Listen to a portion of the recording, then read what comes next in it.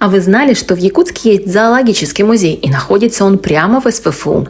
И это не просто музей, где можно походить со скучающим видом по залам. Здесь можно потрогать экспонаты, поиграть и узнать столько неожиданного. Мы с детьми точно вышли под впечатлением. Началось все с носа вот этой рыбы-пилы. Вообще это длинный вырос на голове. Его пила – сенсорный орган с множеством нервных окончаний.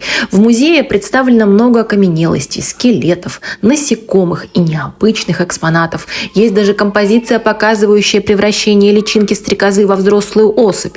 Здесь огромная экспозиция птиц. Зацените экземпляры. Дальше бизон, лось, кабарга, бобры. И вот про бобров мы узнали неожиданное. Их когда-то пытались завести в Якутию, но суровые зимы они не пережили. А еще нам показали двухголового лисенка. В музее много экспонатов в специальных растворах. А вот и живые обитатели музея, которых можно потрогать. Дети, конечно, больше всего зависли возле огромных палочников. Коллекции тараканов, скалопендры и паука-птицееда. Правда, птицеед ушел на линьку и был не в настроении. И самое приятное, в музее проводят бесплатные индивидуальные экскурсии по предварительной записи. Телефон оставлю в описании. Так что сохраняйте.